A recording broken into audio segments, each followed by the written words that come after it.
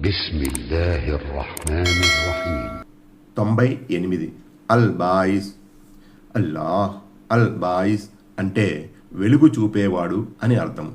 అంధకారంలో చిక్కుకున్న మనిషికి వెలుగుబాట చూపించడమే కాక పరలోకంలో మృతుల్ని లేపి లెక్క తీసుకునేవాడు అల్లాహ్ ఏ.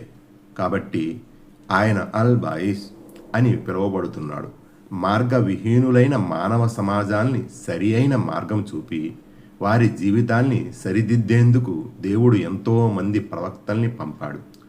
సృష్టితాలైన సూర్యచంద్రుల్ని, నక్షత్రాలను, రాయి రప్పల్ని, నదీ నదాలను, చెట్టు పుట్టల్ని, తోటి మానవుల్ని పూజించవద్దని, ఒకే దేవుణ్ణి మాత్రమే ఆరాధించాలని అహరహం ప్రవక్తలంతా ప్రబోధించారు. తాత ముత్తాతలు అనుసరించిన అందానుసరణల్ని విడనాడి ఒకే దైవాన్ని ఆరాధించాలని ఎంతగానో నచ్చజెప్పారు ప్రవక్తలంతా.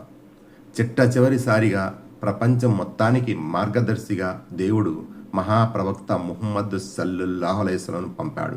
అసత్యం నుండి సత్యం వైపునకు, చీకటి నుండి వెలుగు వైపునకు కొనిపోయే దేవుని నిజధర్మాన్నే ప్రవక్త ముహమ్మద్ సల్లల్లాహు అలైహి వసల్లం బోధించారు.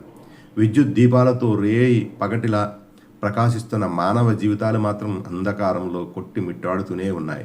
విస్తారమైన జాతీయ రహదారులు, ప్రపంచ రహదారులు నిర్మించుకున్న అసలైన దారి ఏదో తెలుసుకోక తెకమక పడుతున్నాడు మానవుడు.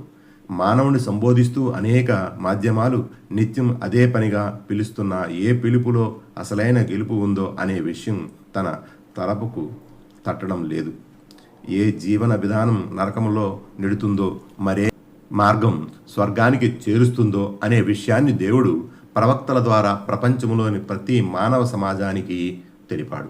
ప్రజల నుండి ఎలాంటి ప్రతిఫలాన్ని ఆశించకుండా ప్రవక్తలు దేవుని ఏకత్వాన్ని, దైవ ధర్మాన్ని ప్రబోధిస్తూనే వచ్చారు.